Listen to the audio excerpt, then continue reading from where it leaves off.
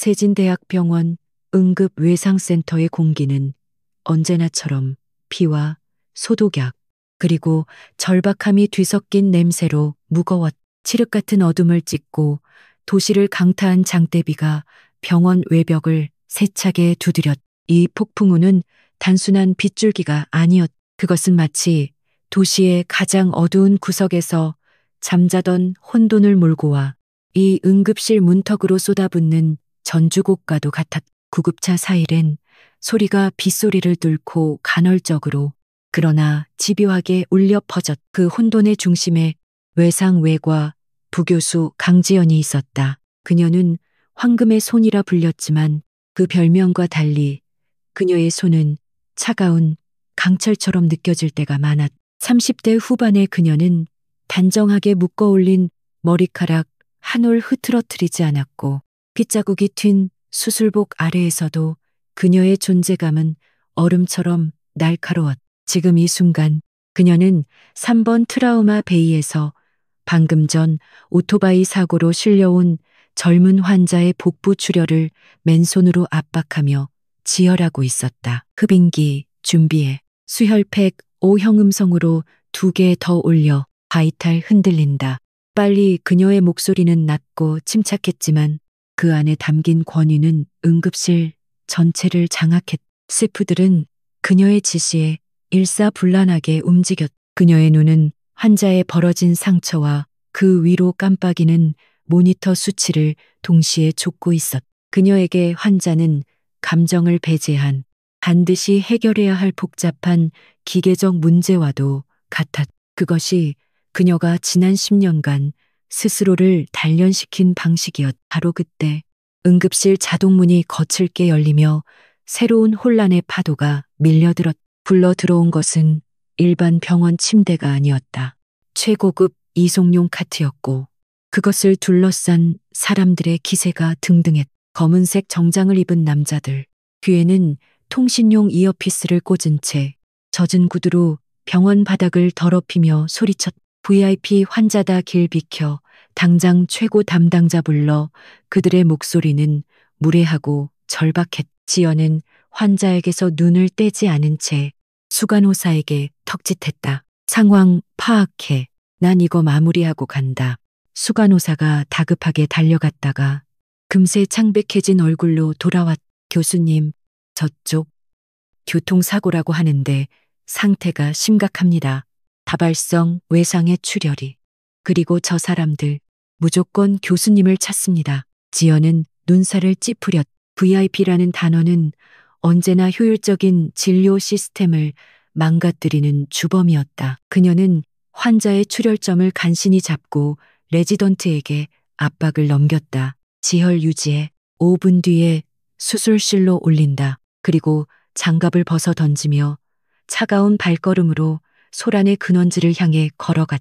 검은 정장의 남자들이 그녀를 막아서려 했지만 그녀의 싸늘한 눈빛과 외상외과 강지연이라고 적힌 가운에 명찰 앞에서 주춤했다. 비키십시오. 환자 상태부터 봅니다. 그녀가 사람들을 해치고 들어간 곳에는 처참한 광경이 펼쳐져 있었. 이송용 카트 위에는 한 남자가 누워 있었다. 아니, 있었다기보다 던져져 있었다는 표현이 맞을 것이다. 값비싼 명품 정장은 찢기고 피와 빗물, 그리고 아마도 차량의 파편일 유리 조각들로 뒤덮여 있었. 얼굴은 부어오르고 찢어져 형체를 알아보기 어려웠지만 호흡은 미약하게 남아 이어지고 있었다. 지연의 눈이 재빠르게 환자의 전신을 스캔했. 상태는 그녀가 옆에 서 있던 구급대원에게 물었. 강변북로에서 발견됐습니다. 단독 사고로 보기엔 차량 상태가 심각했습니다. 트럭에 받친 것 같기도 하고 의식은 현장에서부터 없었습니다. 흉부 함몰, 복부, 팽만, 좌측, 대퇴골, 개방골절, 바이탈은 계속 떨어지고 있습니다. 지연은 즉시 환자의 목에 손을 대 경동맥을 확인하고 펠라이트를 꺼내 동공을 살폈. 외상 전문의 강지연입니다. 지금부터 이 환자 제가 맞습니다. 모두 제 지시에 따라 주십시오. 그녀의 말의 검은 정장 남자 중 리더로 보이는 자가 다가왔. 교수님, 이분은 반드시 살리셔야 합니다. 무슨 수를 써서라도. 남자의 목소리에는 협박과 애원이 동시에 담겨 있었다. 지연은 그를 무시했. 살리고 싶으면 방해하지 말고 밖에서 기다리십시오. 여기는 당신들 구역이 아닙니다. 당장 트라우마 1번 베이로 옮겨. 스태프들이 분주하게 환자를 옮기는 동안 지연은 환자의 얼굴에 묻은 피를 거즈로 닦아냈다. 호흡을 확보하기 위해 기도 삽관을 준비해야 했. 바로 그때 피와 흙먼지 사이로 드러난 얼굴의 익숙한 윤곽이 그녀의 시선을 사로잡았. 날카로운 콧날, 굳게 다물린 입술의 형태, 그리고 왼쪽 눈썹 위에 희미하게 남은 작은 흉터. 지연의 손이 허공에서 멈췄다. 시간이 정지한 듯했. 응급실의 모든 소음이 멀리 사라지고 흉기를 든 채 다가오는 레지던트의 목소리도 모니터의 경고음도 들리지 않았. 그녀의 눈앞에는 오직 이 남자, 피투성이가 된 채 자신의 손에 목숨을 맡기게 된 이 남자의 얼굴만이 존재했. 10년이었. 단 하루도 잊어본 적 없는 얼굴. 단 한순간도 용서할 수 없었던 이름. 권태민. 그 이름은 지연의 삶을 송두리째 무너뜨린 폭풍의 핵이었. 10년 전 유망한 기업인이었던 그녀의 아버지가 억울한 횡령과 배임 혐의를 쓰고 법정에 섰을 때 그를 나락으로 밀어넣은 것은 바로 저 얼굴을 한 점고 야망 넘치는 검사였. 권태민은 날조된 증거와 냉혹한 논리로 아버지를 몰아붙였. 결국 아버지는 모든 것을 잃고 감옥에서 병을 얻어 세상을 떠났. 그날 법정에서 아버지를 향해 경멸과 승리의 미소를 짓던 권태민의 얼굴, 그리고 그 앞에서 무너져 내리며 울부짖던 어린 자신. 그 기억은 지연의 심장에 밝힌 얼음 파편이었. 그녀가 독하게 의학에만 매달려 감정 없는 기계처럼 살아가게 만든 원동력이자 그녀의 삶을 잿빛으로 만든 저주였다. 그녀는 의사가 되어 생명을 구하지만 정작 자신의 영혼은 그날의 법정에서 죽어버렸다고 생각했. 그런데 지금 그 권태민이 그녀의 앞에 누워있. 대한민국을 주무르는 거대 로펌과 투자사의 대표가 되어 승승장구하던 그가 이제는 그녀의 손길 없이는 단 10분도 버티기 힘든 그저 숨가쁜 살덩어리가 되어 나타났. 그를 파멸시킨 것이 교통사고인지 아니면 그가 쌓아 올린 업보의 성이 무너진 것인지는 알 수 없었. 분명한 것은 운명이 가장 잔인한 방식으로 그녀에게 복수의 칼자루를 쥐어주었다는 사실이다. 검은 정장의 리더가 다시 다가와 초조하게 물었. 교수님, 왜 그러십니까? 환자 상태가 많이 안 좋습니까? 그제야 지연은 자신이 숨을 참고 있었다는 것을 깨달았. 그녀는 천천히 숨을 내쉬었. 차가운 공기가 폐부를 찔렀. 그녀의 눈동자가 다시 초점을 찾았. 그 눈에는 더 이상 10년 전에 상처받은 소녀가 없었. 오직 냉철한 외과의사 강지연만이 존재했. 혈압 계속 떨어집니다. 70에 40 간호사의 외침이 정적을 깼. 지연은 환자의 부어오른 얼굴에서 시선을 떼고 찢어진 흉부를 바라보았다. 흉관 삽입 키트 가져와. 그리고 수술실에 연락해. 대동맥 파열 가능성 있다. 지금 당장 올릴 거니까 하이브리드 룸으로 준비시켜. 그녀는 망설임 없이 지시를 내렸. 그녀의 손은 더 이상 떨리지 않았다. 그녀는 권태민을 바라보았. 아니, 그녀는 환자를 바라보았. 10년 전, 저 남자는 그녀의 아버지를 죽였. 그리고 오늘 밤, 그녀는 이 남자를 살려야 한다. 이보다 더 지독한 아이러니가 있을까?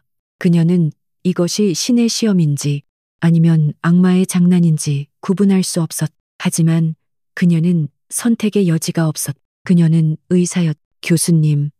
레지던트가 불안한 눈으로 그녀를 불렀. 지연은 고개를 끄덕였. 정신 차려. 환자 죽이게 생겼어. 그녀는 자신에게 그리고 모두에게 말하듯 내뱉었. 그녀는 방금 벗었던 장갑보다 더 차가운 무표정한 얼굴로 다시 한번 새 장갑을 손에 끼었. 그 장갑 아래에서 10년 묵은 상처가 뜨거운 피를 흘리기 시작했다는 것을 아무도 알지 못했. 폭풍 우 치는 밤, 응급실에서의 길고 긴 사투가 이제 막 시작되고 있었. 지연은 환자의 상태를 빠르게 재평가했다. 복부팽만은 내부 장기 출혈을 의미했. 흉부 함몰은 심각한 늙골 골절과 기흉 혹은 심장 압전까지 의심하게 했. 검은 정장의 사내들이 병원 복도를 막아선 채 불안하게 서성였지만 지연의 영역 안으로 감히 들어오지는 못했. 그녀의 아우라는 이미 응급실 전체를 압도하고 있었다. 1번 베이로 옮기면서 바로 초음파 준비해 FOST 스캔할 거다. 그녀의 지시에 따라 이동식 초음파 기기가 도착했. 지연은 직접 프로브를 잡았. 그녀의 손길은 빠르고 정확했. 모니터에 비친 흑백 영상은 그녀의 최악의 예상을 확인시켜 주었다. 심낭과 복강 내에 엄청난 양의 액체가 고여 있었. 비었다. 심장 압전이다. 복강 내 출혈도 심해. 당장 수술실로 가지 않으면 죽는다. 그녀의 선언은 사형 선고처럼 차갑게 울렸. 준비됐어. 엘리베이터 잡아. 지연이 소리치자 스태프들이 일제히 침대를 밀기 시작했. 검은 정장의 리더가 다급하게 따라붙으며 물었. 수술 성공할 수 있습니까? 살아나는 겁니까? 지연은 걸음을 멈추지 않고 그를 쏘아보았다. 나는 내 환자를 살리기 위해 최선을 다할 뿐입니다. 하지만 당신들 보스가 평소에 어떤 적들을 만들고 다녔는지는 모르겠지만 지금 그의 가장 큰 적은 시간입니다. 1분 1초가 급하다고. 그녀의 말은 사실이었. 하지만 그녀 자신도 알고 있었. 지금 권태민의 가장 큰 적은 시간뿐만이 아니었. 어쩌면 그의 생명줄을 쥐고 있는 자기 자신일 수도 있었. 그녀가 메스를 쥔 손을 조금만 잘못 놀린다면 그저 최선을 다했지만 어쩔 수 없는 의료사고로 위장할 수도 있지 않을까. 악마적인 생각이 그녀의 뇌리를 스쳤지만 그녀는 즉시 고개를 저었. 그것은 자신에 대한 모독이자 돌아가신 아버지에 대한 배신이었. 아버지는 항상 그녀에게 사람을 살리는 손이 되라고 말씀하셨다. 비록 그를 죽음으로 몰아넣은 세상을 향한 원망이 지연을 짓눌렀지만 그녀는 아버지의 그 유언만큼은 지키고 싶었. 그것이 그녀가 의사라는 직업을 선택한 유일한 이유였. 그녀가 버텨내는 힘이었. 권태민을 살리는 것은 그를 용서해서가 아니었. 그것은 의사로서의 자신의 존재 이유를 증명하고 아버지의 가르침을 배신하지 않기 위한 처절한 자기 자신과의 싸움이었다. 수술실로 향하는 엘리베이터 안 좁은 공간은 긴장감으로 터질 듯했. 지연은 엠부백을 짜며 환자의 호흡을 유지하는 레지던트의 손을 날카롭게 지켜보고 있었. 권태민의 얼굴은 산소 마스크에 가려져 있었지만 그녀는 그 아래의 고통스러운 표정을 읽을 수 있었. 한때 세상을 다 가진 듯 오만했던 남자의 초라한 모습이었. 이 남자가 다시 눈을 뜨면 자신을 구한 의사가 10년 전 자신이 나락으로 떨어뜨린 그 소녀라는 것을 알게 될까. 엘리베이터 문이 열리고 수술실 복도에 환한 불빛이 그들을 맞이했. 수술팀이 이미 대기하고 있었. 환자 상태 브리핑한다. 40대 남성, 추정 원인 고속 충돌, 다발성, 외상, 현재 심장 압전 및 복강 내 대량 출혈 의심, 지금 바로 개흉 및 개복 동시 진행한다. 흉부외과, 일반외과 모두 준비됐지.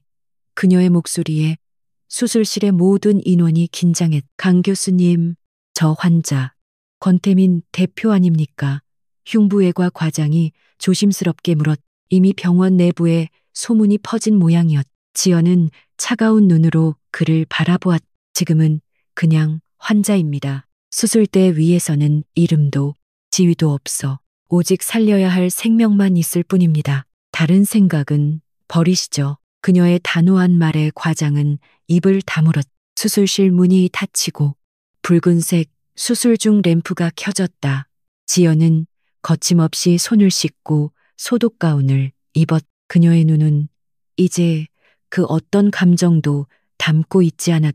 오직 수술대 위의 환자와 그를 살리기 위한 복잡한 수술 과정만을 그리고 있었. 그녀의 손에 메스가 쥐어졌. 10년 전 그녀의 눈물을 쏟게 했던 그 남자. 이제 그의 심장은 그녀의 손에 달려 있었. 운명의 잔인한 수술이 시작되었. 수술실의 묵은 공기는 수천 개의 날카로운 바늘처럼 피부를 찔렀. 시간은 멈춘 듯했고 오직 삐삐하는 모니터의 기계음과 지연의 낮고 빠른 지시 그리고 금속 수술 기구가 부딪히는 소리만이 정막을 갈랐. 권태민의 가슴과 복부는 활짝 열린 채 붉은 속살과 장기들을 드러내고 있었. 지연의 시선은 한치의 오차도 없이 수술 부위에 고정되어 있었. 그녀는 지금 의사 강지연이라는 껍데기만 남은 감정 없는 수술 기계가 되어야 했. 하지만 뇌는 끊임없이 배신했. 메스가 그의 피부를 가르고 들어갈 때 10년 전 법정의 기억이 섬광처럼 스쳤. 증인석에서 떨고 있던 아버지의 초라한 뒷모습, 그리고 그를 냉혹하게 몰아붙이던 검사 권태민의 오만하고 날카로운 목소리. 피고인은 명백한 증거 앞에서도 거짓으로 일관하고 있습니다. 그 목소리가 지금 수술실 스피커에서 울리는 모니터 경고음과 겹쳐 들리는 듯했. 지연은 고개를 세차게 흔들어 환영을 떨쳐냈. 출혈이 안 잡힙니다.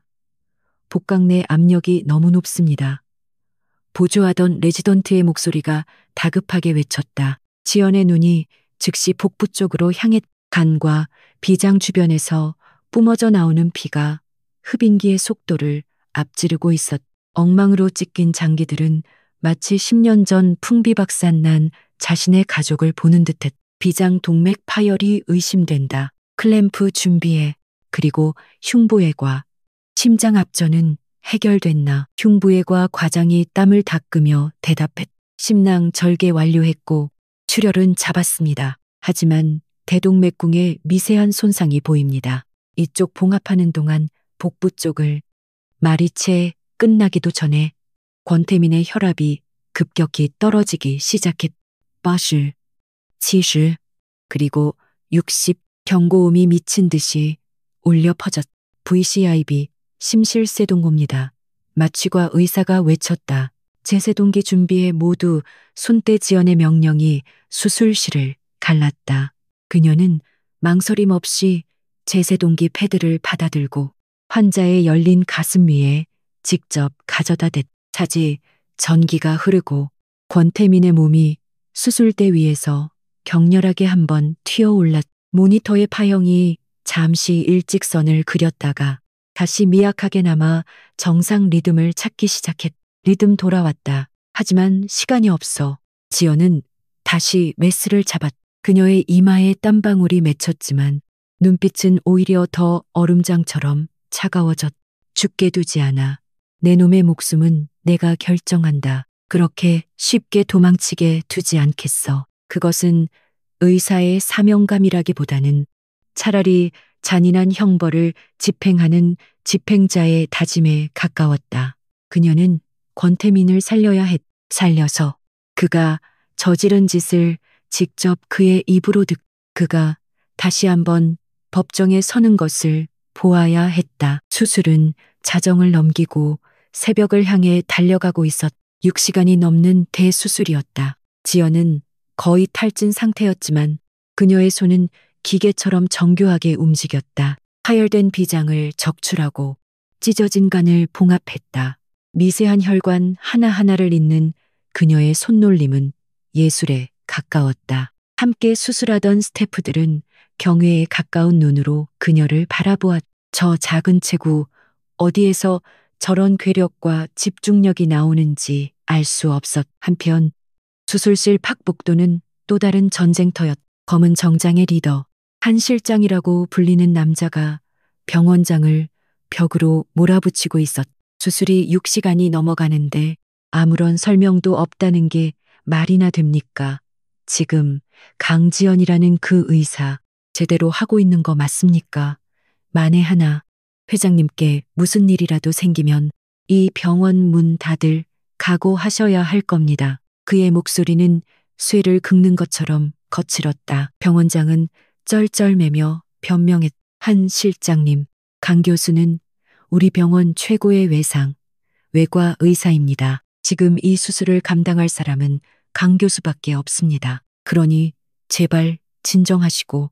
바로 그때 수술실 문이 열리고 핏자국이 낭자한 수술복 차림의 지연이 걸어 나왔. 그녀의 얼굴은 마스크 자국으로 움푹 패여 있었고 눈은 극도의 피로로 붉게 충혈되어 있었. 한 실장이 즉시 그녀에게 달려들었. 회장님은 어떻게 됐습니까? 지연은 그를 지친 눈으로 올려다 보았. 일단 살렸습니다. 그 한마디에 복도의 무거운 공기가 순간적으로 가벼워지는 듯했. 하지만 지연의 다음 말이 그들의 희망을 다시 짓눌렀. 하지만 안심하긴 이릅니다. 수술은 성공적이었지만 출혈이 너무 심했고 쇼크 상태가 길었습니다. 현재 의식불명, 혼수 상태입니다. 혼수라고요? 그게 무슨, 그럼 못 깨어날 수도 있다는 겁니까? 한 실장의 얼굴이 다시 일그러졌. 지연은 마스크를 벗어 던지며 차갑게 말했. 뇌 손상 여부는 지금 판단할 수 없습니다. 중요한 건 앞으로 48시간입니다. 이 고비를 넘기지 못하면 모든 게 끝입니다. 환자는 중환자실로 옮길 겁니다. 그것도 일반 중환자실이 아닌 외상센터 내 격리병동으로. 격리병동, 그럴 거 없습니다. 우리 쪽에서 관리하는 VIP 병실로. 한 실장이 말을 가로챘지만 지연의 눈빛이 그를 막아세웠. 네, 환자입니다. 그녀의 목소리는 작았지만 단호했. 환자의 상태는 아직 극도로 불안정합니다. 24시간 밀착 감시가 필요하고 외부 감염에 절대적으로 노출되어서는 안 됩니다. 당신들, 경호원들, 병실 입구까지만입니다. 내부 통제는 전적으로 내 권한 하에 이루어집니다. 그녀는 한 실장의 눈을 똑바로 응시했. 그 눈빛은 네가 감히 내 영역을 침범할 수 있느냐고 묻고 있었다. 10년 전 법정에서 권태민이 아버지를 몰아붙일 때 보았던 바로 그 오만하고 자신감 넘치는 눈빛이었. 하지만 이제 그 눈빛의 주인은 지연이었. 한 실장은 기세에 눌려 잠시 주춤했지만 이내 냉소를 머금었. 알겠습니다. 교수님, 환자를 살리는 게 우선이니까요. 하지만 명심하십시오. 우리 회장님은 적이 많은 분입니다. 그의 마지막 말은 경고처럼 들렸. 단순한 교통사고가 아닐 수도 있다는 암시였다. 지연은 이미 짐작하고 있었. 응급실에서 본 환자의 상처는 단순 사고로 생기기엔 너무나 처참하고 의도적이었다. 그건 경찰이 할 일이죠.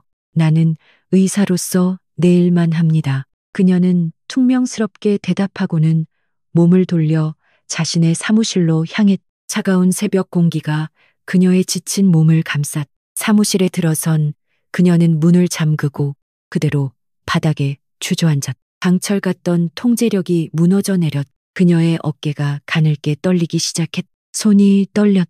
메스를 잡고 몇 시간을 버텼던 그 손이 이제는 복수심과 의사로서의 죄책감, 그리고 10년 묵은 슬픔 사이에서 길을 잃고 떨고 있었. 그녀는 권태민을 살렸. 자신의 손으로 아버지를 죽인 원수를 살려냈. 이것은 승리인가, 패배인가? 그녀는 아버지를 배신한 것일까? 아니면 의사로서의 본분을 다한 것일까? 답을 알 수 없었. 그녀는 무릎 사이에 얼굴을 묻었. 눈물이 쏟아져 나왔지만 소리는 없었. 10년 전 그날처럼 그녀는 소리 죽여 울었. 하지만 지금의 눈물은 10년 전의 그것과는 달랐. 그때는 절망과 무력감의 눈물이었지만 지금은 분노와 혼란, 그리고 알 수 없는 도끼가 뒤섞인 눈물이었. 권태민은 살아있. 혼수 상태지만 그는 숨을 쉬고 있다. 이제 게임은 시작되었. 병원이라는 폐쇄된 공간 안에서 그녀는 이제 그의 생명을 쥐고 있는 유일한 사람이 되었. 그리고 그를 죽이려는 자들이 병원 밖에서 어쩌면 안에서 기회를 엿보고 있을 것이다. 지연은 눈물을 닦고 일어섰. 그녀의 눈은 다시 차갑게 빛나고 있었다. 그래, 권태민, 그렇게 쉽게 죽게 두지 않아. 네가 내 아버지에게 한 짓, 그리고 오늘 네가 왜 이런 일을 당했는지 내가 다 밝혀낼 거야. 네가 다시 눈을 떴을 때 널 기다리는 건 구원이 아니라 심판일 테니까. 그녀는 수술복을 벗고 깨끗한 가운으로 갈아입었. 길고 긴 밤이 지났지만 진짜 싸움은 이제부터 시작이었. 권태민이 이송된 외상센터 격리병동은 병원 내의 또 다른 섬이었. 12층 구석. 일반인의 접근이 완벽하게 차단된 이 구역은 오직 지연의 아이디 카드와 보안 코드로만 출입이 가능했. 한 실장이 이끄는 경호원들이 복도 입구를 지켰지만 병실 안으로의 출입은 엄격히 통제되었. 병실 내부는 최첨단 생명 유지 장치들로 가득 차 있었. 그 기계들의 규칙적인 경보음이 권태민의 미약한 숨소리를 대신하고 있었. 강지연의 하루는 이 격리병실에서 시작되었.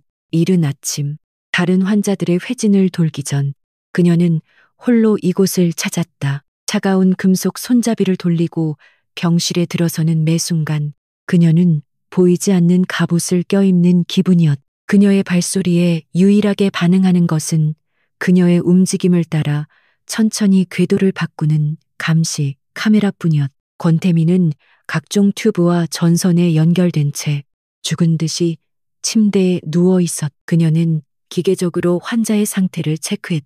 섭씨 37, 5도.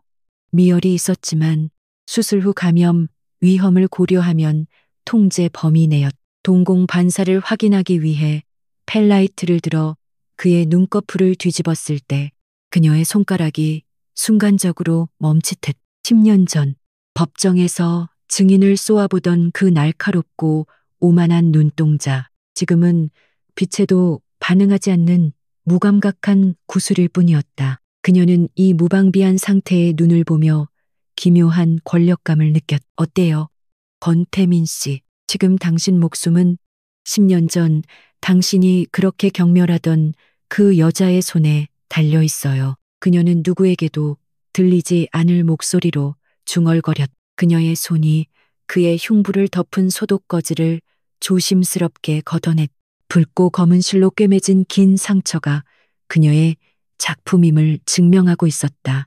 이 상처를 꿰매면서 그녀는 자신의 찢어진 영혼도 함께 꿰매고 싶었는지도 모른다. 하지만 평화는 잠시뿐이었다. 그가 뿜어내는 존재감은 혼수 상태임에도 불구하고 병실을 가득 채우며 지연의 악몽을 자극했. 그녀가 환자의 차트를 작성하는 동안 10년 전의 기억들이 불쑥불쑥 고개를 들었다. 아버지의 사업이 부도나고 집안에 차 앞딱지가 붙던 날의 소란, 그리고 마지막으로 기억하는 아버지의 뒷모습.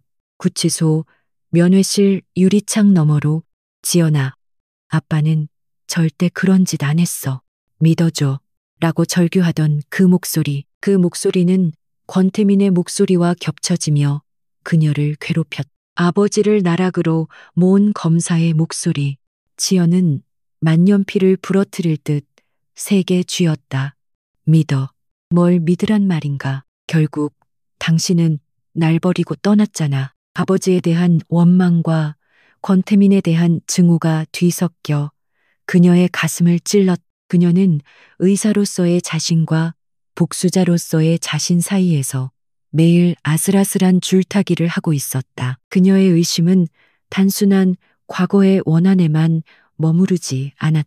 의사로서의 예리한 직감이 그녀에게 경고를 보내고 있었. 권태민의 사고 기록과 실제 부상 상태 사이에는 미묘한 불일치가 존재했. 구급대의 최초 보고서는 고속도로 단독 전복 사고라고 되어 있었지만 권태민의 상처는 그런 종류의 사고와 맞지 않았. 흉부의 함몰은 단순 충격이 아니라 마치 둔기로 여러 차례 가격당한 듯한 다발성 골절이었다. 또한 방어 흔적이 거의 없었. 보통 대형 사고 직전에는 운전자가 본능적으로 핸들을 꺾거나 몸을 움츠리게 마련이다. 그러나 권태민의 몸에는 그런 저항의 흔적 대신 일방적으로 당한 폭력의 흔적만이 남아 있었다. 지연은 사고 현장 사진을 다시 검토했. 차량은 처참하게 부서졌지만 마치 누군가가 의도적으로 사고처럼 보이게 연출한 듯한 부자연스러움이 느껴졌다. 이건 사고가 아니라 명백한 살인 미수였다. 그녀의 의심을 확신으로 바꿔놓은 것은 병원에 불쑥 찾아온 한 불청객이었다. 며칠 뒤 지연이 중환자실 스테이션에서 차트를 검토하고 있을 때 낡은 트렌치코트 차림의 한 남자가 다가왔다. 세진병원 강지연 교수님 되십니까? 그는 덥수룩한 수염에 피곤한 기색이 역력했지만 눈빛만큼은 날카롭게 살아있었다. 서울지방경찰청 강력계 김진태 형사입니다. 권태민 씨건으로 좀 묻고 싶은 게 있습니다.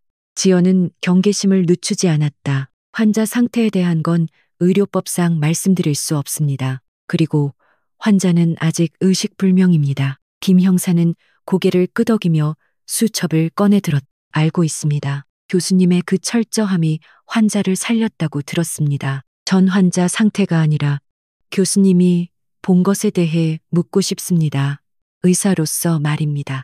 그는 본이라는 단어에 힘을 주었다. 김 형사는 주변을 한번 둘러보고는 목소리를 낮췄. 교수님, 권태민 대표, 그냥 교통사고 당한 거 아닙니다. 우리 쪽 정보로는 그가 최근 추진하던 넥서스 바이오 인수건과 관련해서 원한을 산 사람이 한둘이 아닙니다. 넥서스라는 이름에 지연의 심장이 쿵 하고 내려앉았.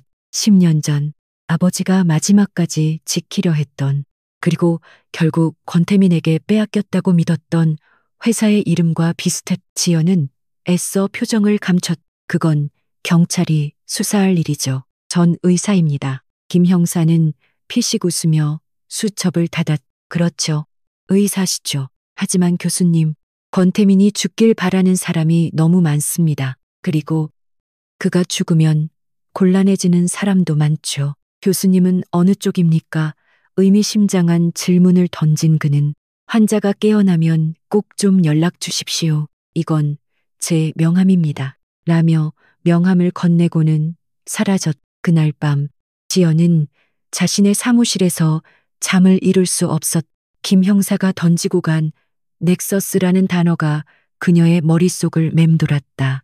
그녀는 컴퓨터를 켜고 10년 전 아버지의 재판 기록과 관련 기사들을 검색하기 시작했. 아버지의 회사를 헐값에 인수한 컨소시엄, 그리고 그 컨소시엄의 배후에 있던 거대 자본, 그 자본의 흐름 끝에 희미하게 권태민이라는 이름이 스쳐 지나갔다. 그때는 그저 담당 검사라고만 생각했. 하지만 만약 그가 처음부터 이 모든 그림을 그리고 있었던 것이라면 아버지를 법적으로 매장시키고 그의 회사를 삼키는 과정에 그가 개입했던 것이라면, 그리고 지금 그가 당한 사고가 바로 그 업보의 연장선상에 있는 것이라면 퍼즐 조각들이 하나둘 맞춰지기 시작했. 권태민은 단순한 원수가 아니었다. 그는 10년 전 비극의 시작이자 현재 진행 중인 거대한 음모의 중심에 서 있었다. 지연은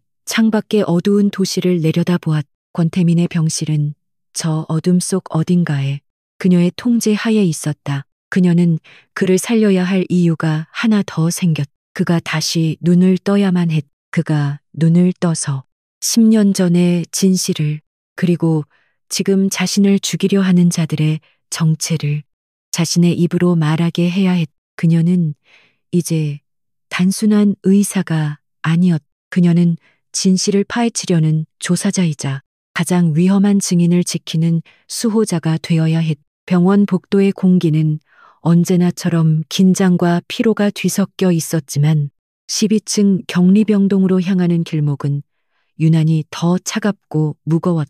자정을 넘긴 시각, 병원 전체가 강제된 휴식에 잠겨들 때였다. 대부분의 조명이 절반으로 줄어들고 간호사들의 발걸음 소리마저 죽은 듯 고요한 시간. 권태민이 입원한 지 일주일째.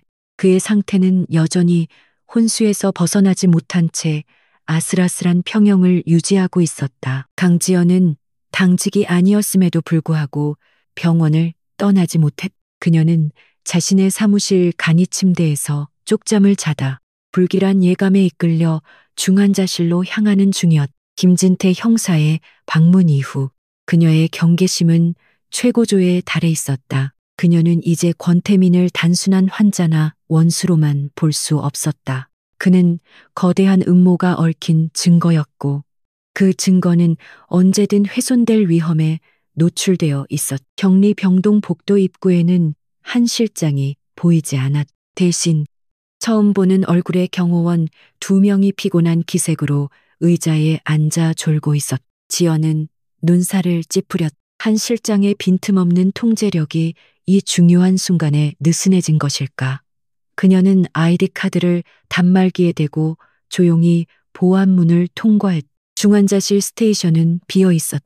야간 근무 간호사는 다른 응급 환자를 돌보러 잠시 자리를 비운 듯했다. 권태민의 병실 문은 굳게 닫혀 있었다. 하지만 지연은 문틈 아래로 새어 나오는 빛이 평소와 다르다는 것을 직감했다. 병실 내부는 수면을 위해 항상 최소한의 조명만 켜두는데 지금은 누군가 펜라이트 같은 것을 사용하고 있는 듯 미세한 빗줄기가 흔들리고 있었다.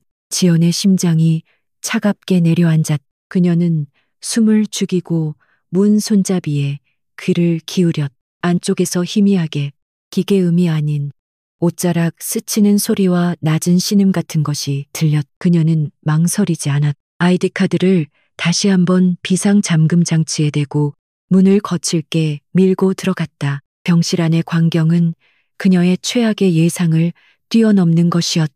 낯선 간호사 복장의 한 여자가 권태민의 침대 옆에 서 있었다. 하지만 그녀는 환자를 돌보는 것이 아니었다. 그녀의 손에는 주사기가 들려 있었고 그 주사기는 권태민의 정맥에 연결된 수액 라인을 향하고 있었다. 그녀의 다른 손은 방해되는 호흡기를 거칠게 잡아당기고 있었다. 거기서 뭐 하는 거야?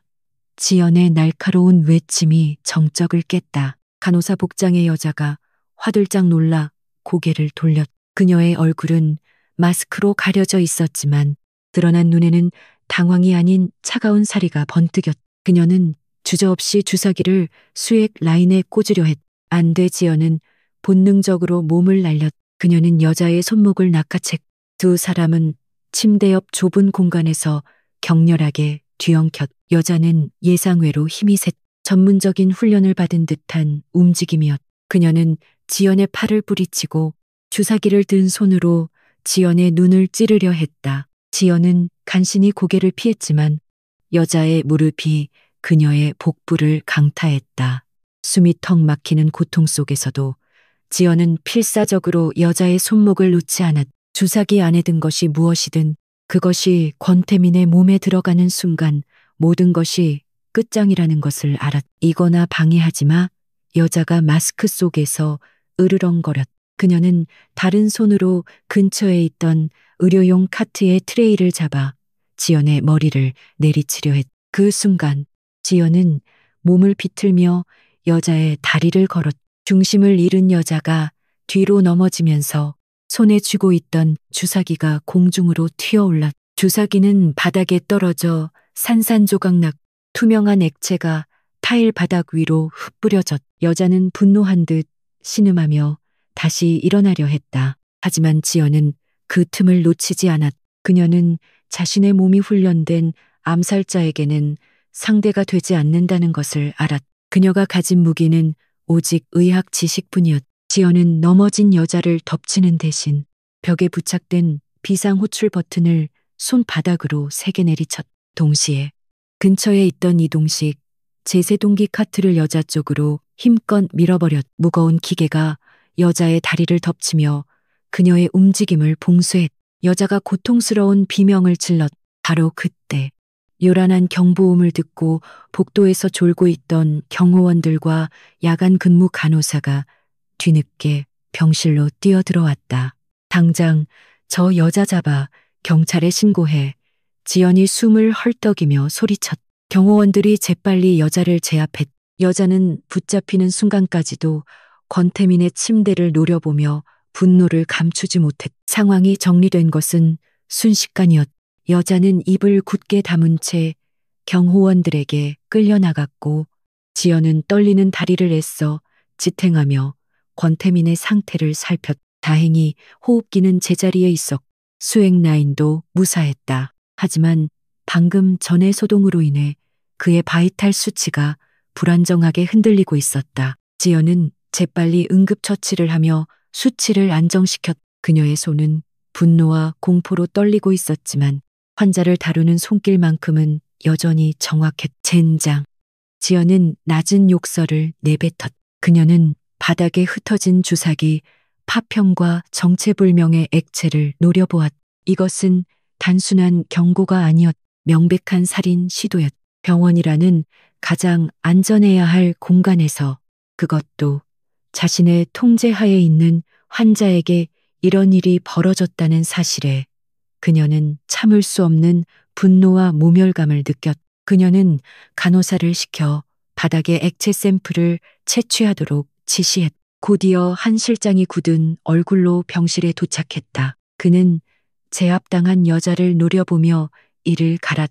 감히 내 구역에서. 그는 지연에게 다가와 고개를 숙였다. 교수님, 면목이 없습니다. 그리고 감사합니다. 교수님이 아니었으면. 지연은 그의 사과를 차갑게 끊었. 경호원들이 졸고 있더군요. 당신들, 이런 식으로 일합니까? 환자가 죽었어도 그렇게 변명할 겁니까? 한 실장의 얼굴이 당혹감으로 붉어졌다. 그건 제 불찰입니다. 즉시 조치하겠습니다.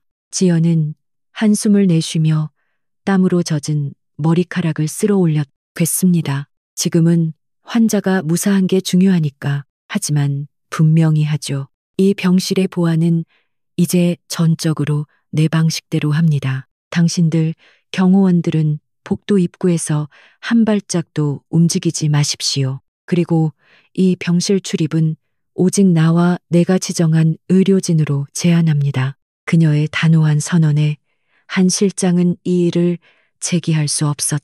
그는 지연의 눈에서 단순한 의사의 분노가 아닌 자신의 영역을 침범당한 맹수의 살기를 읽었. 잠시 후 김진태 형사도 연락을 받고 황급히 병원에 도착했. 그는 바닥에 남은 흔적과 제압당한 여자를 보며 혀를 찼. 결국 시작됐군요. 올 것이 왔습니다. 교수님. 지연은 김 형사를 병실 밖으로 불러냈다. 저 여자의 신원은, 그리고 저 약물은. 김 형사는 심각한 표정으로 대답했. 신원은 조회 중입니다. 하지만 저런 식으로 움직이는 건 보통 전문 킬러들입니다. 약물은 국과수에 의뢰해야겠지만 아마도 혈액 응고를 막거나 심장을 멈추게 하는 종류겠죠. 그는 지연을 바라보았. 교수님, 이제 상황이 달라졌습니다. 이건 단순한 병원 보안 문제가 아닙니다.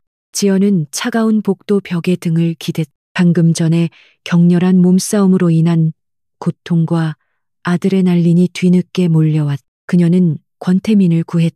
또다시 원수를 죽음의 문턱에서 2번이나 끌어냈. 알아요.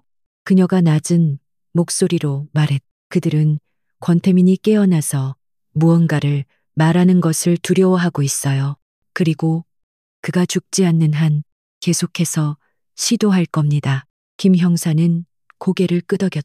맞습니다. 그리고 이제 그들의 다음 목표는 환자를 보호하는 유일한 방패막이 바로 강 교수님이 될 수도 있습니다. 그 말은 지연의 심장에 차가운 경고를 울렸. 그녀는 이제 단순히 원수를 살리는 의사가 아니었. 그녀는 거대한 음모의 한가운데에 서 있었.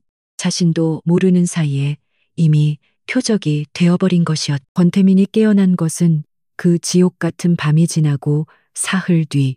희미한 햇살이 병실 창문을 비집고 들어오던 일은 아침이었. 그동안 병원은 살얼음판을 걷는 듯했. 한 실장은 격리병동 입구에 경호 인력을 2배로 늘려 강철로 만든 성문을 방불케 했다. 하지만 그 철통 경비는 병실 문 앞에서 멈췄. 병실 즉 권태민의 생명과 직접적으로 연결된 공간은 오직 강지연과 그녀가 지목한 수간호사 단 한 명만이 접근할 수 있는 그녀만의 왕국이 되었. 지연은 지난 며칠간 거의 잠을 자지 못했. 그녀의 책상에는 바닥에서 수거한 약물 샘플에 대한 예비 독극물 분석 보고서가 놓여 있었. 염화칼륨 고농축액, 김 형사의 예상이 맞았. 심정지를 유발하여 자연사처럼 위장하려는 치밀하고도 잔인한 수법이었. 그녀는 이 보고서와 10년 전 아버지의 재판 기록을 번갈아 보며 흩어진 퍼즐 조각들을 맞추고 있었다. 아버지의 몰락과 권태민의 피습은 넥서스라는 이름 아래 하나의 거대한 그림으로 연결되고 있었다. 그날 아침도 그녀는 평소와 다름없이 권태민의 상태를 확인하기 위해 병실에 들어섰다. 각종 모니터 수치는 위험하지만 안정적인 상태를 유지하고 있었다. 그녀는 습관적으로 펜라이트를 꺼내 그의 동공 반응을 살폈. 무의식적인 환자의 눈꺼풀을 들어올린 순간 그녀는 얼어붙었. 텅 비어 있어야 할 눈동자가 아니었. 흐릿하지만 분명한 초점을 가진 눈이 그녀를 정면으로 응시하고 있었다. 그의 입술이 미세하게 움직였. 산소 마스크 너머로 거칠고 메마른 신음이 새어나왔다. 호흡기를 떼어낸 지 얼마 되지 않아 목소리는 나오지 않았지만 그의 눈빛은 수천 마디 말을 하고 있었. 여긴 어디지? 지연은 10년 만에 처음으로 살아있는 원수의 눈을 마주했. 심장이 발밑으로 떨어지는 듯했지만 그녀의 표정은 조금의 미동도 없었. 그녀는 프로페셔널한 의사의 가면을 단단히 고쳤었다. 정신이 드십니까? 권태민 씨. 그녀의 목소리는 차갑고 건조했. 세진대학병원입니다. 일주일 만에 의식을 회복하셨습니다. 저는 당신의 주치의 외과 강지연입니다. 강지연이라는 이름이 병실 공기 중에 흩어졌다. 하지만 권태민의 눈에는 어떤 동요도 없었다. 그는 기억하지 못했. 10년 전 법정 구석에서 아버지를 부르며 울부짖던 교복 입은 소녀의 이름을 기억할 리 없었다. 그의 눈에 비친 것은 그저 자신을 내려다보는 젊고 차갑고 당돌한 여의사일 뿐이었. 그는 고통으로 얼굴을 찡그렸. 온몸이 부서지는 듯한 통증이 뒤늦게 밀려왔. 그는 자신의 처지를 파악하려 했었. 튜브와 전선에 묶인 자신의 무력한 모습, 그리고 이 낯선 여자의 통제하에 있다는 굴욕적인 현실. 그는 약해진 목소리를 쥐어짜내 첫 마디를 내뱉었. 한 실장, 불러, 당장. 그것은 명령이었. 죽음의 문턱에서 돌아온 자의 첫 마디라고는 믿기 힘든 여전한 오만함이었다. 하지만 지연은 그의 요구를 묵살했. 지금은 절대 안정이 필요합니다. 몸을 움직이려 하지 마십시오. 당신은 대동맥과 간 파열로 인한 대수술을 받았습니다. 조금만 잘못되었어도 이 자리에 없었을 겁니다. 그녀는 그의 상태를 짚어주며 동시에 이 공간의 지배자가 누구인지를 각인시켰. 지연은 그의 상처를 살피기 위해 환자복을 걷어올렸. 그녀의 차가운 손길이 가슴의 봉합 부위에 닿자 권태민이 움찔했.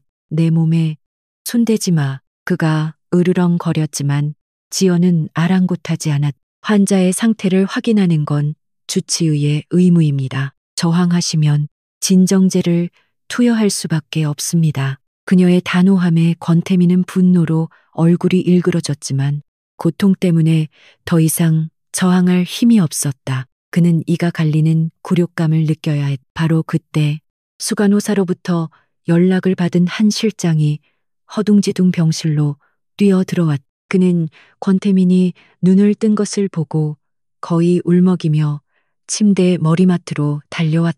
회장님, 정신이 드십니까? 하느님, 감사합니다. 그의 요란한 반응은 지연의 냉정함과 극명한 대조를 이루었. 권태민은 한 실장의 등장을 보자 안도하는 듯 했지만 곧바로 날카로운 질문을 던졌다.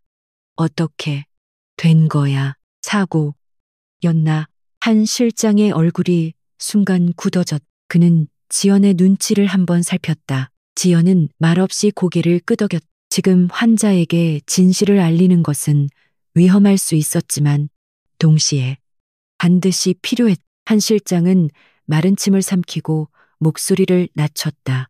회장님, 단순 사고가 아니었습니다. 그리고 이곳 병원에서도 회장님을 노린 습격이 있었습니다. 권태민의 눈이 충격으로 커졌. 습격이라고 한 실장은 며칠 전밤에 있었던 킬러의 침입 시도를 설명했. 위장한 간호사, 치명적인 약물, 그리고 그걸 누가 막았는데. 권태민의 시선이 한 실장에서 지연에게로 천천히 옮겨갔. 그의 머릿속에서 혼란스러운 조각들이 맞춰지고 있었다. 한 실장은 지연을 바라보며 무겁게 입을 열었.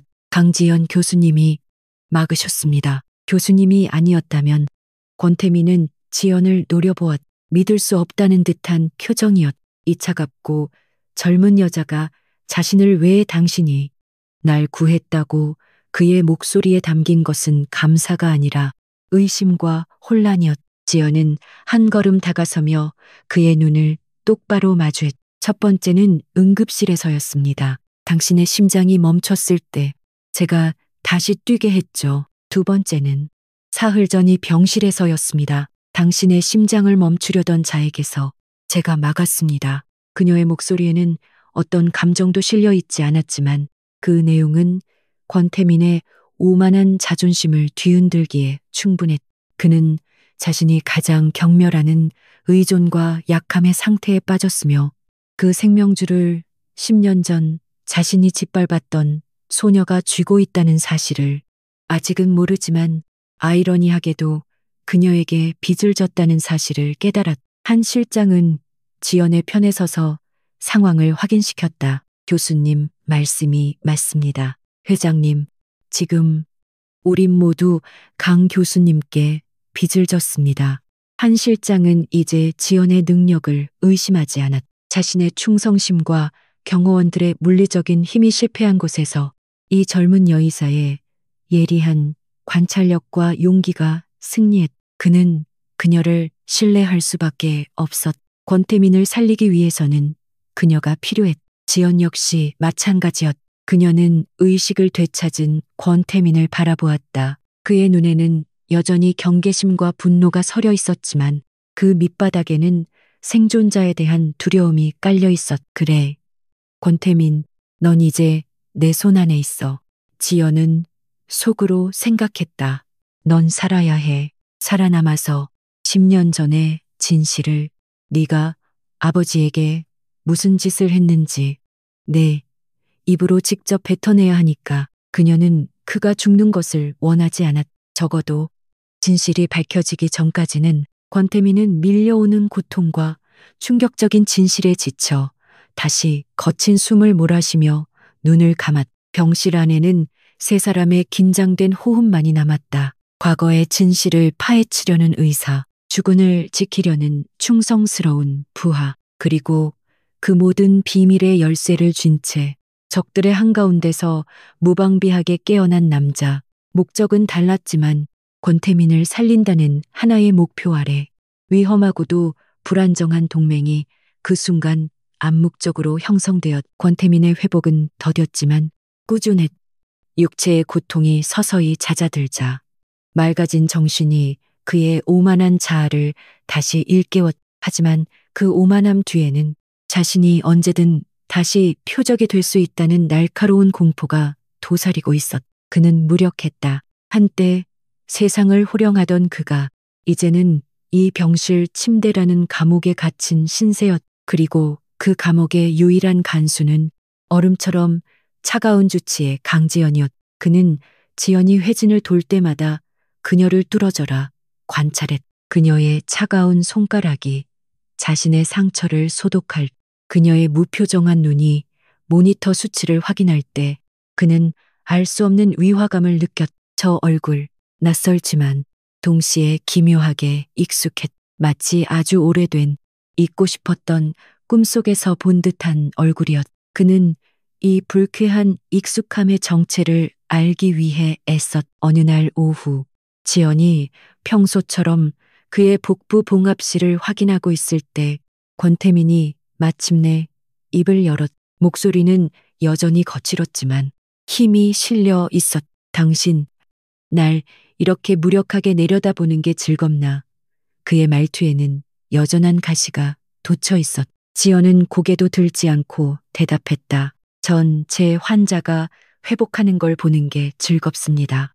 권태민 씨, 당신의 감상은 내 알바 아니고. 그녀의 냉정한 대꾸에 권태민은 순간 말을 잃었다. 지연은 차트를 정리하고 병실을 나가려 몸을 돌렸.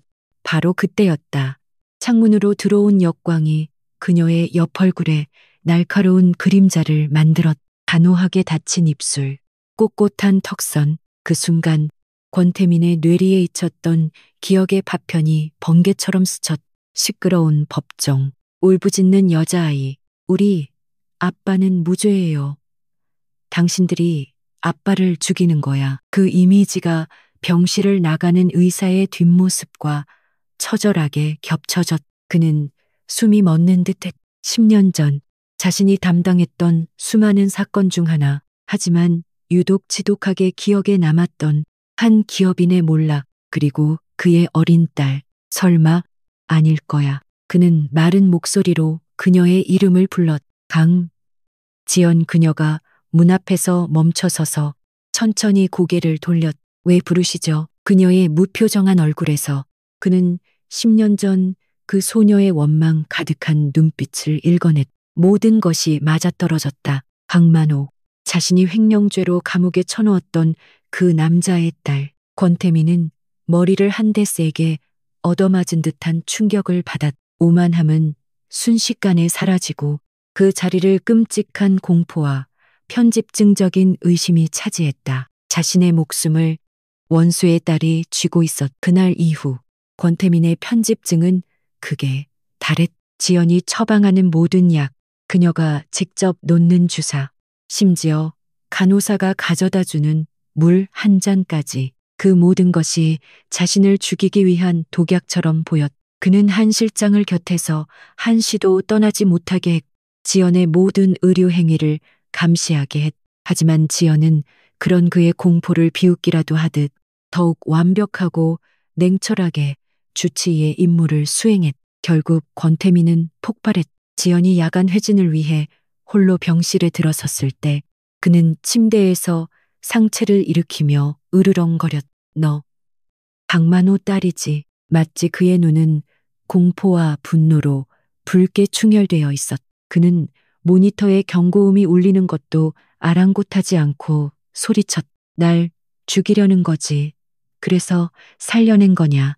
내 손으로 직접 복수하려고. 하지만 지연은 조금도 동요하지 않았. 그녀는 침대 발치에 서서 광기에 사로잡힌 그를 차갑게 내려다보았다. 내가 당신을 죽이려 했다면.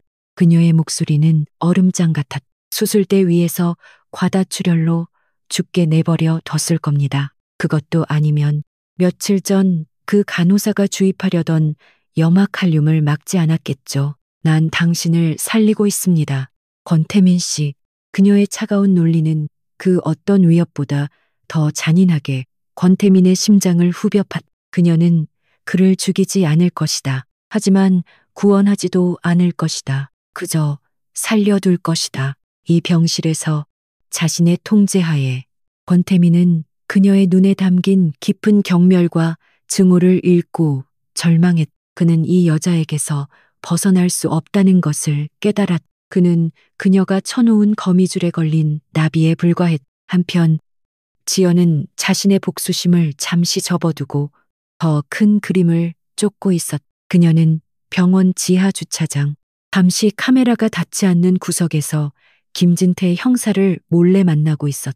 염화칼륨 고농축액이었습니다. 전문가의 소행이 확실해요. 그녀는 분석 보고서 사본을 건넸다. 그리고 환자의 상처, 단순 교통사고가 아니라 의도적인 폭행의 흔적이 다분합니다.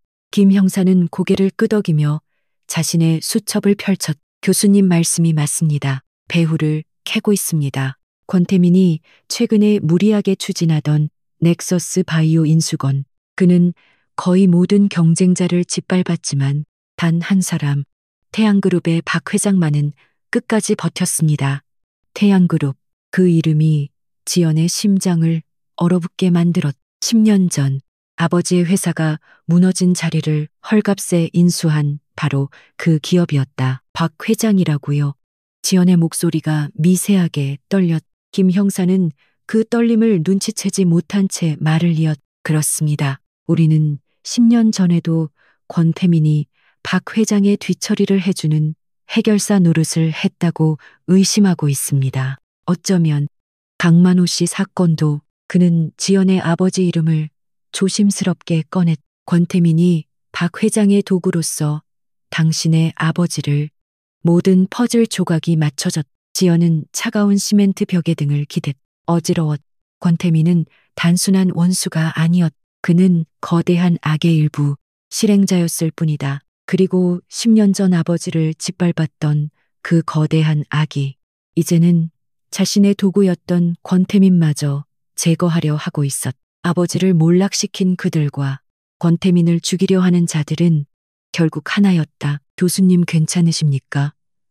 김 형사가 걱정스럽게 물었. 지연은 눈을 감았다가 천천히 떴. 그녀의 눈은 분노와 슬픔을 넘어 차가운 결의로 불타고 있었다. 권태민, 절대 죽게 두지 않을 겁니다. 그녀의 목소리는 강철처럼 단단했. 그는 살아야 해요. 살아서 그 모든 것을 증언해야 합니다. 박 회장, 그리고 10년 전의 진실까지 전부 다. 권태민의 회복세에 제동이 걸린 것은 갑작스럽고도 교활한 방식으로 찾아왔. 며칠간의 집중 치료로 그는 이제 침대에서 상체를 일으킬 수 있을 정도가 되었.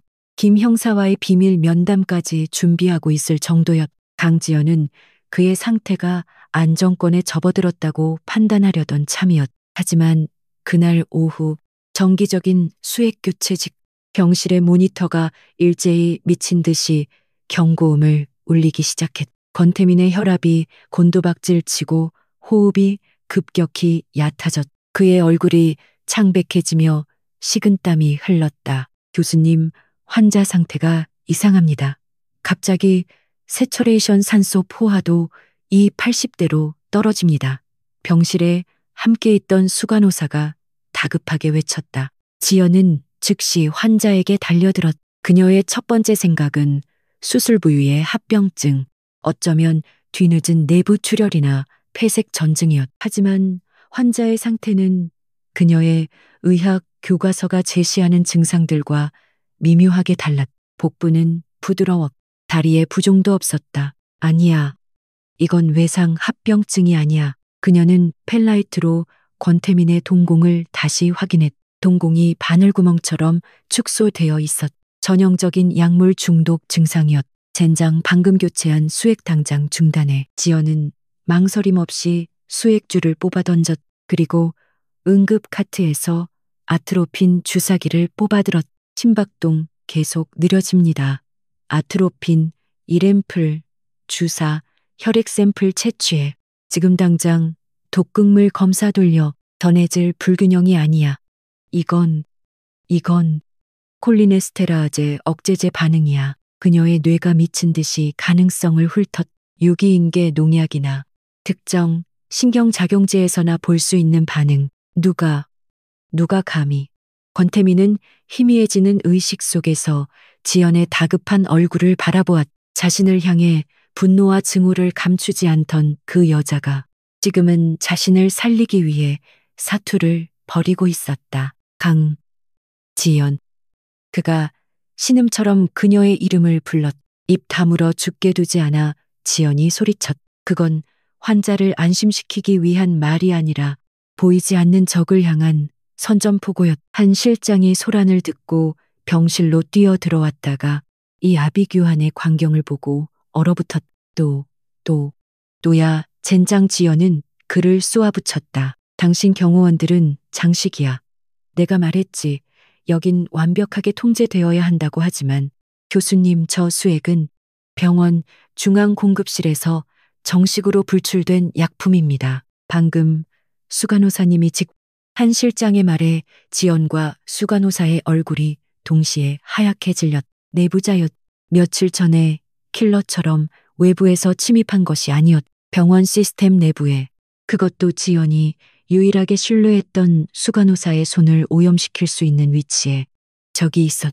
수간호사는 공포에 질려 말했. 교수님, 전 정말 그냥 정규 절차대로 수액을 가져왔을 뿐입니다. 지연은 그녀의 떨리는 손을 보았. 그녀는 아니었다. 그렇다면 한 실장, 지연이 낮고 차갑게 불렀. 지금부터 내 말 잘 들어. 권태민은 죽어가고 있어.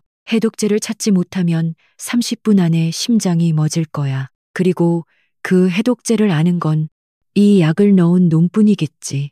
그녀는 권태민의 가슴에 제세동기 패드를 붙이며 말했. 우리는 놈을 유인해야 해. 그리고 내부의 쥐새끼를 잡아야지. 지연은 한 실장에게 수액 봉투를 건넸. 이걸 들고 지금 당장 병원장실로 가서 소리 질러. 의료 사고라고. 강지연이 약물을 잘못 투여했다고 난리를 쳐. 그리고 보안팀에 연락해서 이 병동 전체의 모든 CCTV 기록을 지금 당장 확보해. 특히 약품 공급실과 이 병동으로 이어지는 엘리베이터. 한 실장은 그녀의 의도를 즉시 파악했. 이것은 혼란을 가장한 덫이었. 한 실장이 뛰쳐나가자마자 병원 복도는 그의 고함 소리로 아수라장이 되었. 이 돌팔이 의사들 당장 병원장 불러 우리 회장님이 죽어간다. 의료사고야. 그 소동은 병원 전체에 충격파를 던졌다. 그리고 어딘가에 숨어 있을 내부자에게는 자신의 계획이 성공했다는 확신, 혹은 예상치 못한 변수로 인한 혼란을 심어줄 터였. 지연은 다시 환자에게 집중했. 그녀는 자신이 아는 모든 응급처치를 동원해 권태민의 꺼져가는 생명줄을 붙잡았. 버텨. 여기서 죽으면 내 손에 죽는 것보다 더 억울한 거야. 권태민. 그녀는 그의 귓가에 속삭였다. 그것은 저주이자 동시에 필사적인 격려였. 한편 김진태 형사에게도 비상 연락이 갔. 그는 병원 보안실로 직행해 한 실장이 확보한 CCTV 화면을 검토하기 시작했다. 그리고 그들은 찾아냈. 수간호사가 수액을 가져가기 직전 병원 약제팀장이 약품 공급실에서 무언가를 들고 나오는 모습, 그리고 그가 수액 보관함에서 특정 봉투를 꺼내 아주 잠깐 카메라 사각지대에서 머무르는 모습이 포착되었다. 저 자식이다. 김 형사의 눈이 번뜩였. 바로 그때 지연의 병실 내 인터컴으로 연락이 왔다. 약제팀장이었다. 강 교수님, 병원장님이 지금 찾으십니다. 의료사고라니.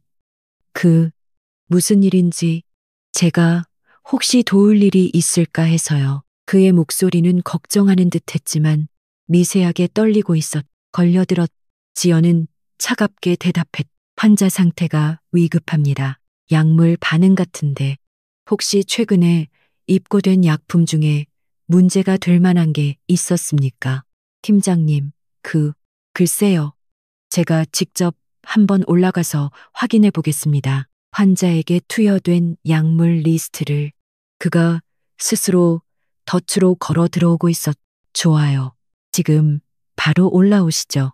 이쪽은 경호가 삼엄하니 제가 입구까지 나가 있겠습니다. 지연은 인터컴을 끊고 한 실장에게 눈짓했. 복도 입구에서 잡아. 지연은 응급처치를 멈추고 복도로 나섰. 잠시 후 엘리베이터 문이 열리고 약제팀장이 초조한 얼굴로 걸어 나왔. 그는 지연을 보자 억지 미소를 지으며 다가왔. 교수님, 환자는 당신이 더 잘 알 텐데. 지연이 그의 말을 잘랐. 약제팀장의 얼굴이 굳었. 무슨 말씀이신지. 그가 뒷걸음질 치려할 때 뒤쪽에서 한 실장의 거구와 경호원들이 앞에서는 김진태 형사가 그의 퇴로를 막았. 박 회장한테 전해 김 형사가 차가운 목소리로 말했. 쥐새끼는 잡혔다고. 그리고 다음은 너라고. 약재 팀장은 모든 것이 끝났음을 깨닫고 그 자리에 주저앉았. 지연은 그를 거들떠보지도 않고 병실로 뛰어들어갔. 해독제 저 자식이 가지고 있을 거야. 당장 빼서. 약재 팀장의 창백한 얼굴에서 절망을 확인한 순간 병원 전체를 뒤흔드는 날카로운 금속성 경보음이 울려 퍼졌. 화재 경보기였. 12층 복도에 붉은 비상등이 광란처럼 깜박이기 시작했. 사람들의 비명과 혼란스러운 발소리가 복도 저편에서부터 파도처럼 밀려왔. 김진태 형사가 약재 팀장의 멱살을 잡고 외쳤. 이게 내 놈들 짓이냐. 이게 신호였어. 하지만 지연은 그 혼란 속에서 가장 끔찍한 진실을 꿰뚫어 보았. 이것은 신호가 아니었다. 이것은 플랜 B였다. 내부의 독살 시도가 실패로 돌아가자 박 회장은 더 이상 기다리지 않고 마지막 수단을 감행한 것이다. 아니야. 지연이 낮게 중얼거렸. 이건 침입이야. 바로 그 순간 병원의 모든 전등이 일제히 꺼졌. 칠흑 같은 어둠이 12층을 삼켰. 비상전력이 가동되기까지의 그 찰나의 암흑, 그 몇 초가 영원처럼 느껴졌다. 이윽고 희미한 비상등이 켜졌지만 그것은 어둠을 몰아내기에 턱없이 부족했. 젠장 한 실장이 소리쳤. 놈들이 전력실을 건드린 거야. 모두 회장님 병실로. 하지만 그들의 발걸음은 이미 늦었. 엘리베이터가 멈춘 것을 틈타 비상계단을 통해 올라온 무리들이 12층 복도를 장악하기 시작했. 그들은 소방관이나 경찰 특공대 복장을 하고 있었지만 그들의 움직임은 구조대가 아니었. 살인자들이었. 그들은 한 실장의 경호원들을 향해 망설임 없이 발포했다. 12층 복도는 순식간에 총성과 비명 그리고 화약 냄새로 가득 찬 전쟁터가 되었. 교수님, 형사님, 회장님을 데리고 피하십시오. 여긴 우리가 막겠습니다. 한 실장이 총을 빼들며 포효했. 지연은 망설일 틈이 없었. 병실로 뛰어들어간 그녀는 해독제를 맞고 여전히 사경을 헤매는 권태민을 바라보았다. 그는 이 혼란 속에서 완전히 무방비 상태였. 권태민, 정신 차려. 죽기 싫으면 내 말 들어. 그녀는 그의 뺨을 세게 때렸. 권태민이 고통 속에 희미하게 눈을 떴다. 이동 침대. 써야 해. 지연은 그를 침대에서 이동용 카트로 거의 내던지다시피 옮겼. 그녀는 휴대용 산소통과 심박 모니터만을 챙겨 카트에 매달았. 김 형사님 날 따라와요. 이 병원 지름길은 내가 압니다. 지연은 병실 뒷문을 열고 직원들만 아는 좁은 복도를 향해 카트를 밀기 시작했다. 복도에서는 한 실장과 경호원들의 필사적인 저항이 이어지고 있었. 놈들이 다 1203호실 뒤쪽으로 빠져나갔다. 쫓아 추격자들의 외침이 등 뒤에서 들려왔. 지연은 이를 악물고 카트를 밀었. 멈춰버린 엘리베이터 대신 그들은 화물용 비상통로를 향해 달렸. 하지만 그곳 역시 이미 적들에게 차단되어 있었다. 젠장. 막혔어. 김 형사가 앞을 가로막는 무장 괴한들을 보며 욕설을 내뱉었다. 그들이 퇴로를 잃고 망설이는 사이 뒤쪽에서도 추격자들이 포위망을 좁혀왔다. 이쪽이야. 지연이 외쳤다. 그녀가 향한 곳은 병원 본관과 구간을 연결하는 낡은 통로였. 그리고 그 통로 끝에 위치한 지금은 거의 사용되지 않는 구 수술실이었. 지연은 육중한 철문을 밀고 들어가 김 형사와 함께 카트를 안으로 밀어넣었. 문을 막아야 해요.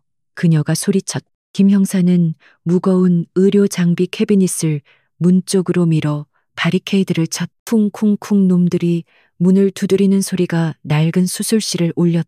먼지가 뽀얗게 쌓인 수술실은 비상등, 불빛만으로 겨우 윤곽만 보였. 이곳은 지연이 레지던트 시절 교육을 받던 곳이었. 그녀의 손에 익은 공간. 권태민, 당신 아직 숨은 붙어 있지. 지연이 그의 상태를 살폈. 그는 고통과 공포 속에서도 지연의 손목을 필사적으로 붙잡고 있었. 죽, 지마. 그가 간신히 내뱉었. 시끄러워. 당신은 내가 살릴 거야. 살려서 내 아버지의 무죄를 증언하게 만들 거야. 지연이 그의 손을 뿌리쳤. 바로 그때 팡하는 소리와 함께 수술실 문이 거칠게 열렸. 바리케이드는 무용지물이었. 총을 든 두 명의 괴한이 어둠 속에서 모습을 드러냈. 찾았다. 의사 선생, 수고했어. 이제 그 남자만 넘기고 꺼져. 목숨은 살려줄 테니. 김 형사가 그들 앞을 가로막았. 경찰이다. 무기 버려 하지만 괴한들은 비웃으며 방아쇠를 당겼. 상총알이 김 형사의 어깨를 스쳤. 그가 고통으로 주춤하는 사이 한 명의 괴한이 권태민이 누워있는 카트로 다가갔. 지연은 숨을 쉴 수 없었. 그녀는 의사였. 사람을 살리는 손이었. 하지만 지금 그녀의 앞에는 죽음의 그림자가 서 있었. 괴한이 권태민의 목에 주사기를 꽂으려던 순간이었. 안 돼.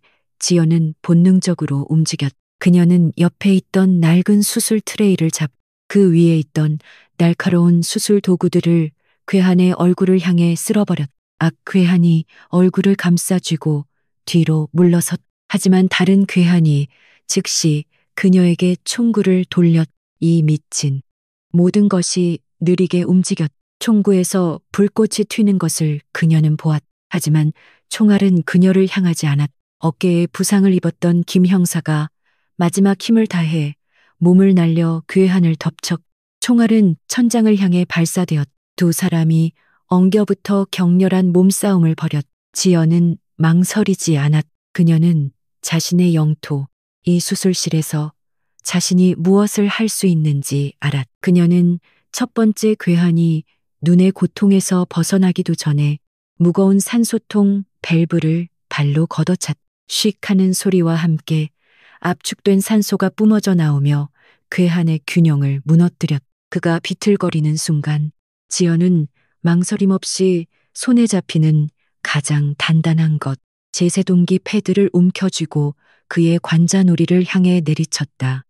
둔탁한 소리와 함께 괴한이 바닥에 쓰러졌. 하지만 아직 한 명이 남아있었. 김 형사를 제압한 두 번째 괴한이 지연을 향해 총을 겨누었다. 끝이다. 의사. 그가 방아쇠에 손가락을 거는 순간 카트에서 신음소리가 들렸. 허헉. 권태민이었다. 그는 마지막 남은 힘을 쥐었자 자신의 팔에 꽂혀있던 굵은 수액 라인을 뽑아 괴한의 발목에 감았. 이 자식. 괴한이 균형을 잃고 비틀거렸. 그 1초의 시간, 지연은 자신의 손에 아직 메스가 쥐어져 있다는 것을 깨달았다. 트레이에서 함께 쓸려 나온 차갑고 날카로운 그것. 그녀는 의사로서 수천 번 행했던 그 움직임으로 괴한의 총을 든 팔을 향해 메스를 휘둘렀.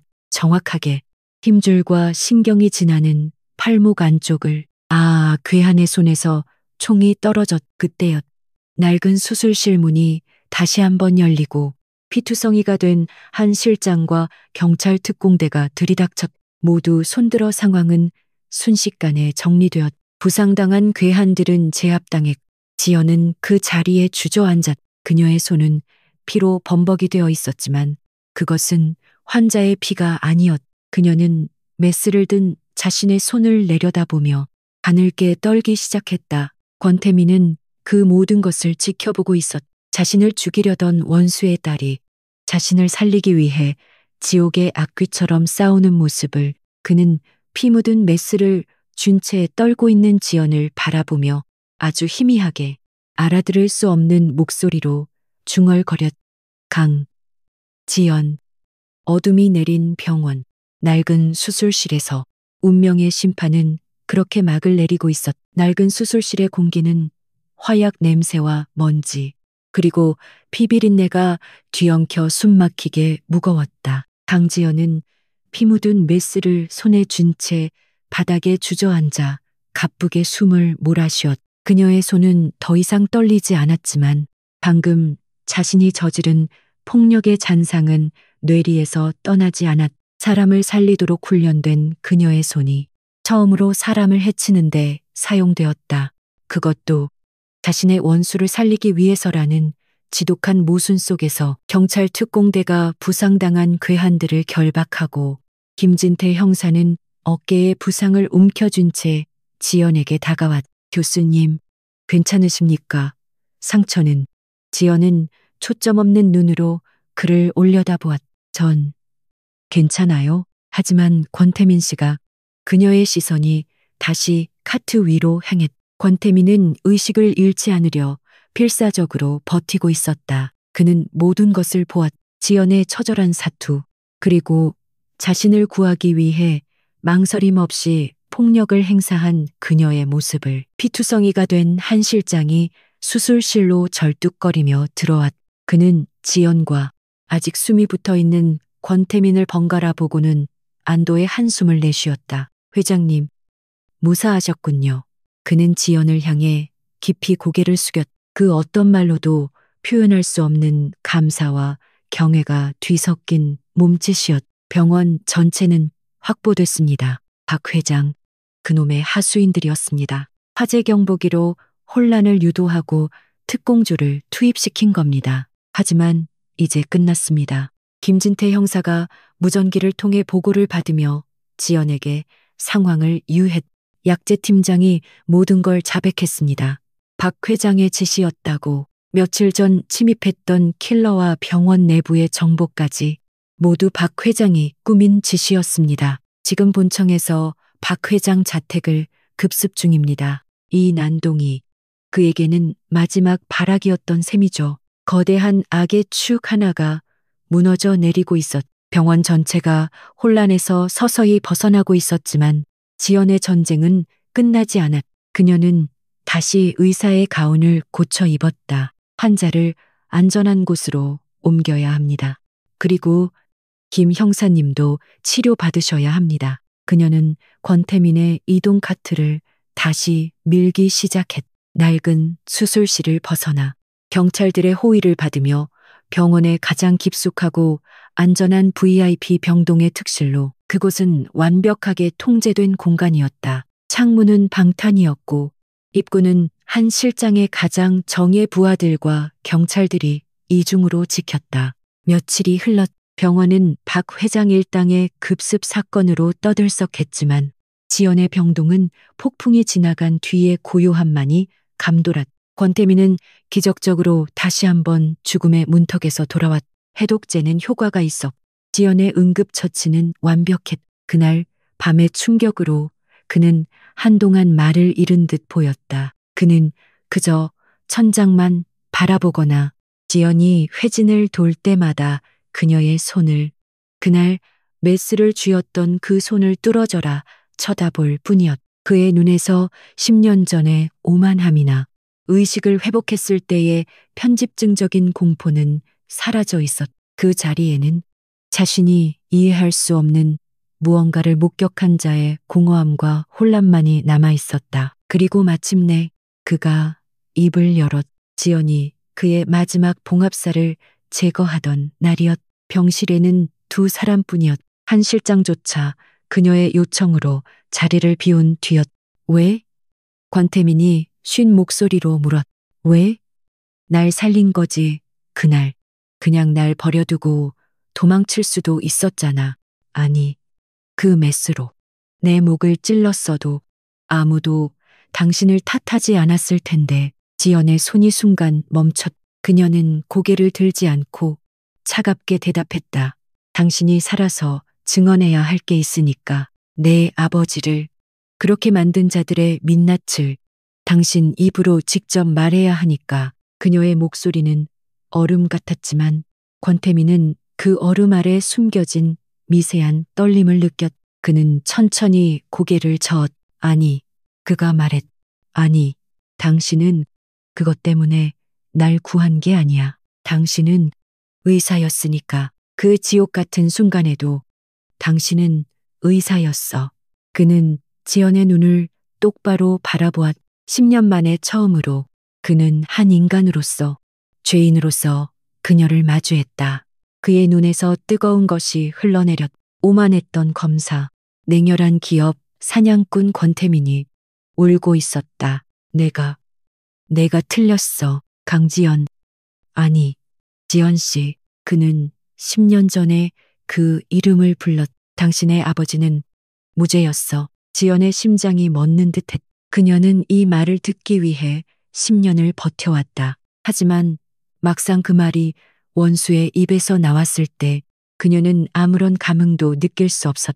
오직 지독한 허무함만이 밀려왔. 권태민은 고통스럽게 말을 이었. 10년 전, 난 야망에 눈이 먼 젊은 검사였지. 위에서 까라면 까는 그런 개였어. 박 회장.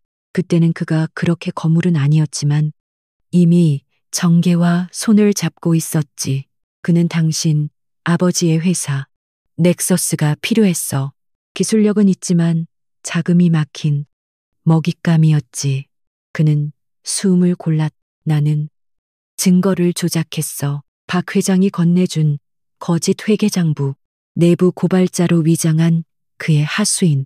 난 그 모든 걸 이용해서 당신 아버지를 올감했지. 강만호 씨는 끝까지 결백을 주장했지만 아무도 듣지 않았어. 나도 듣지 않았지? 그의 목소리가 죄책감으로 갈라졌. 지연은 주먹을 쥐었. 손톱이 손바닥을 파고들었지만 고통은 느껴지지 않았다. 그래서 그게 다야. 당신의 야망 때문에 내 아버지는, 내 가족은. 그녀의 목소리가 분노로 떨렸. 아니, 권태민이 다급하게 그녀의 말을 막았. 아니, 그게 다가 아니야. 난 쓰레기였지만 동시에 겁쟁이였어. 그는 침대 옆 협탁의 비밀 서랍을 가리켰. 한 실장에게 시켜서 가져오게 했어. 내 서재. 비밀 금고에 있던 거야. 지연이 서랍을 열자 그 안에는 작은 검은색 USB 드라이브 하나가 놓여 있었. 그게 보험이었어.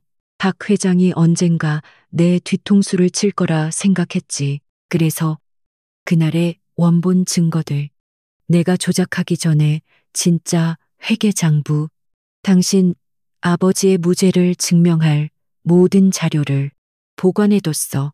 그는 지연을 바라보며 쓴웃음을 지었. 아이러니하지 않나. 내가 살기 위해 숨겨둔 그 증거가 결국 박 회장이 날 죽이려 한 이유가 됐. 또 당신이 날 살린 이유가 됐으니. 그는 USB를 향해 턱짓했. 가져가. 그 안에 당신의 10년이 그리고 내 모든 죄가 담겨 있어. 지연은 천천히 USB를 집어들었. 작고 차가운 금속 조각. 하지만 그 무게는 그녀의 삶 전체보다 더 무겁게 느껴졌. 10년간의 원한, 아버지의 명예, 그리고 자신의 정체성. 그 모든 것이 이 작은 것 하나에 달려 있었다. 그녀는 권태민을 바라보았. 그는 이제 오만한 원수가 아니라 자신의 죄에 짓눌린 그저 나약한 한 인간일 뿐이었. 이걸로 아버지가 돌아오진 않아. 지연이 차갑게 말했. 알아. 권태민이 눈을 감으며 대답했. 하지만 당신은 앞으로 나아갈 수 있겠지. 난 여기서 내 죗값을 치를 테니까. 법의 심판이든 양심의 심판이든. 지연은 USB를 쥔 손에 힘을 주었다. 그녀는 아무 말 없이 병실을 나섰다. 문이 닫히고 병실 안에는 한 남자의 깊은 참회와 흐느낌만이 남았. 권태민의 USB가 세상에 공개된 후 대한민국은 말 그대로 뒤집혔다. 그것은 단순한 비리 폭로가 아니었. 10년 넘게 정계와 재계 그리고 법조계를 촘촘하게 엮어왔던 거학의 카르텔이 그 민낯을 드러낸 순간이었.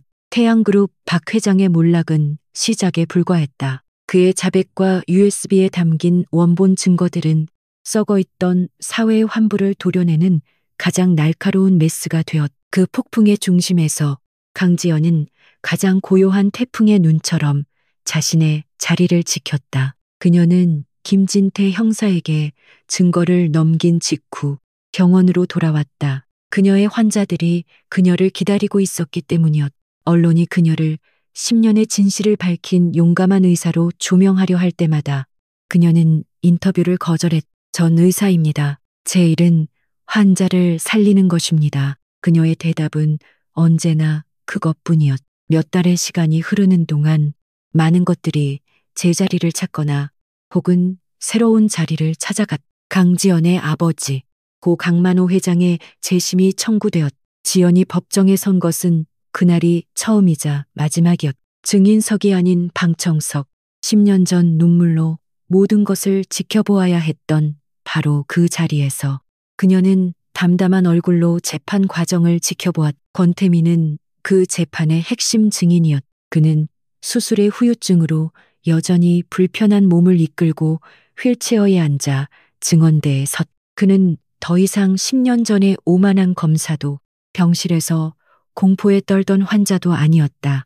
그는 자신의 죄를 받아들인 한 명의 죄인이었다. 그는 10년 전 자신이 어떻게 증거를 조작하고 무고한 한 사람을 나락으로 밀어 넣었는지 막힘없이 그리고 담담하게 자백했다. 그의 자백은 박 회장의 그것보다 더 강력했다. 그것은 내부 고발자의 양심 선언이자 한 인간의 뒤늦은 참회였다. 법정은 숙연해졌다. 10년의 세월을 뛰어넘어 진실이 마침내 그 모습을 드러냈고 강만호 피고인에 대하여 원심을 파기하고 무죄를 선고한다. 재판장의 망치 소리가 울려 퍼졌을 때 지연은 눈을 감았다. 눈물은 나지 않았다. 그저 아주 길고 지독했던 악몽에서 깨어난 듯한 깊은 피로감과 안도감이 동시에 밀려왔다. 재판정을 나오는 그녀를 수많은 기자가 에워쌌지만 그녀는 아무 말도 하지 않았다. 그녀의 곁에는 어깨의 상처가 다 나아 말끔한 정장 차림이 된 김진태 형사가 있었다. 그는 묵묵히 그녀의 길을 터주었다. 축하드립니다. 교수님, 그가 차문을 열어주며 말했다. 지연은 고개를 끄덕였다. 고생하셨습니다. 형사님, 그것으로 충분했다. 권태민은 자신의 재판을 기다렸다. 그는 10년 전에 직권 남용 및 증거 조작 혐의 그리고 박 회장과 결탁하여 저지른 수많은 기업 비리 혐의로 기소되었다. 그는 항소하지 않았다.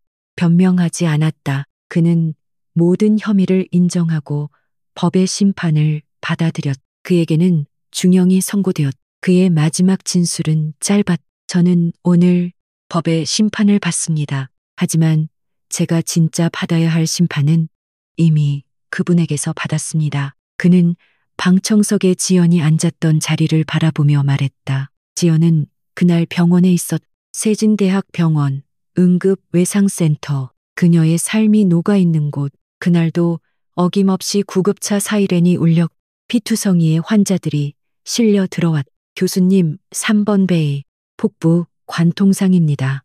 바이탈, 불안정합니다.